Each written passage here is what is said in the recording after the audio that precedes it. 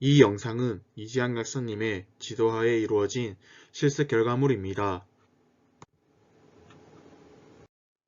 사람의 체온이 36.5도인 건 다들 아실 텐데요. 왜 하필 36.5도이고 열은 도대체 왜 나는 걸까요? 우선 왜 체온이 36.5도인지부터 보겠습니다. 우리 몸속은 끊임없이 화학 반응을 하고 있는데요. 이런 화학 반응을 도와주는 효소가 가장 잘 작용할 수 있는 온도가 바로 36.5도이기 때문입니다. 그런데 우리가 춥거나 더울 때는 어떻게 36.5도를 계속 유지하고 왜 어떤 경우에는 체온을 유지하지 못하고 오르기도 하는 걸까요? 먼저 춥거나 더울 경우 체온을 어떻게 유지하는지 살펴보겠습니다. 먼저 추운 경우를 보겠습니다. 겨울철을 생각하면 쉬운데요. 추운 환경에 우리가 노출되면 체온이 떨어지지 않기 위해 우리 몸에서 열을 발생시켜서 36.5도를 유지시킵니다. 추울 때 피부가 창백해지고 덜덜덜 떠는 경험을 한 번쯤은 해보셨을 겁니다. 바로 혈관을 수축시켜 열 손실을 줄여주고 몸을 덜덜덜 떨면서 열을 발생시키는 겁니다. 또 호르몬을 이용해서 체온을 올릴 수도 있고 아기들 같은 경우에는 갈색 지방을 이용해 열을 발생시킵니다. 그리고 땀 분비를 감소시켜서 열 손실을 방지할 수 있습니다.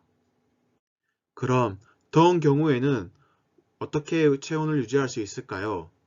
더울 때는 몸에서 발생할 열을 주변으로 발산시켜야 합니다.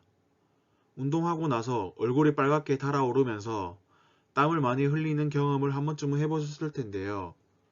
이것은 바로 혈관을 확장시키기 때문에 얼굴이 빨갛게 되고 땀을 흘리면서 열을 주변으로 발산시키는 거랍니다. 이렇게 우리는 체온을 여러 가지 방법으로 유지하고 있는데요. 외부 변화에 의해 체온이 오를 수도 있습니다. 체온 올리는 것에 관여하는 대표적인 물질이 바로 프로스타글란딘인데요. 우리 뇌 속에 시상하부에는 체온 조절 중추가 있고 거기에는 설정점이 있습니다. 쉽게 얘기하면 우리 몸이 36.5도가 정상인데요. 36.5도로 맞추라고 설정해 놓은 것이 바로 설정점인 거죠. 그런데 인체에서 스트레스 상황, 예를 들면 뇌독소 간염, 염증 매개물질, 면역 반응 같은 다양한 원인에 의해 설정점이 상승해서 체온이 오를 수 있습니다. 36.5도로 맞춰져 있었는데 37.5도로 설정점이 만약 상승한다고 가정한다면 앞에서 언급한 체온을 조절하는 여러가지 방법에 의해 우리 몸은 37.5도로 상승하게 됩니다. 대표적인 예로 바이러스든 세균이든 감염이 되면 시상하부에서 프로스타글란딘2라는 물질이 분비되어 설정점을 올려서 체온을 올릴 수 있습니다. 코로나 바이러스나 감기 바이러스에 걸리면 열부터 나는 게 이런 이유입니다. 음식물을 잘못 먹어서 식중독에 걸리면 위랑 장이 아픈 건데도 열이 나는 경험이 있으실 거예요. 이건 뇌독소 간염에 의한 거고요.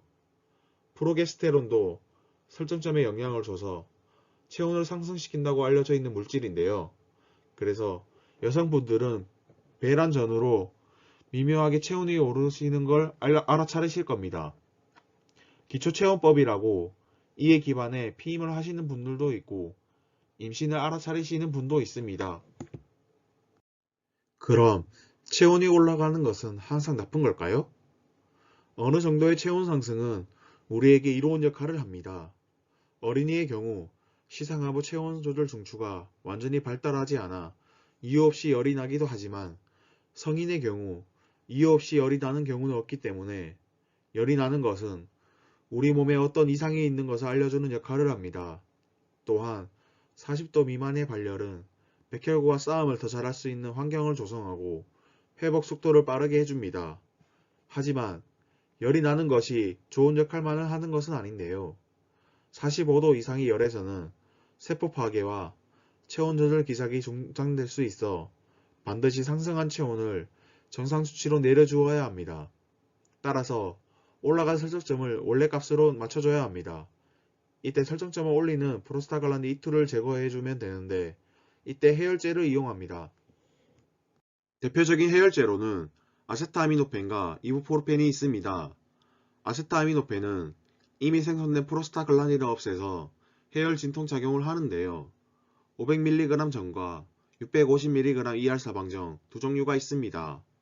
두 제품의 차이로는 우선 아세트아미노펜의 양이 다르고 500mg은 복용 시 한 번에 몸에서 빠르게 흡수가 되는 반면 650mg 사방정은 서서히 우리 몸에 흡수되어 오랜 시간 약효가 지속됩니다.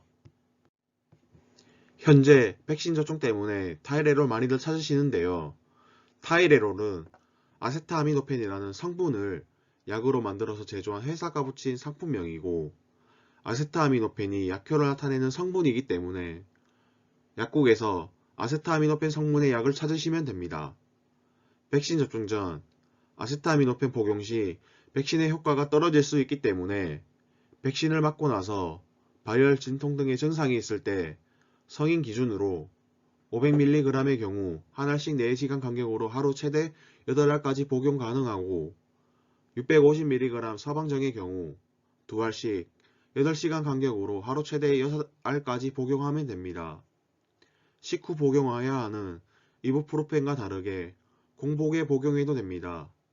아세타미노펜은 간독성 부작용이 있어 복용 중 술을 마시면 안되며 간부전과 간염 환자 같은 경우에는 아세타미노펜을 복용하면 안됩니다. 다음으로 이부프로펜은 프로스타글란딘 생성 자체를 막아버려서 해열 진통 작용을 하고 타이레놀과 다르게 염증을 줄여주는 소염작용도 합니다.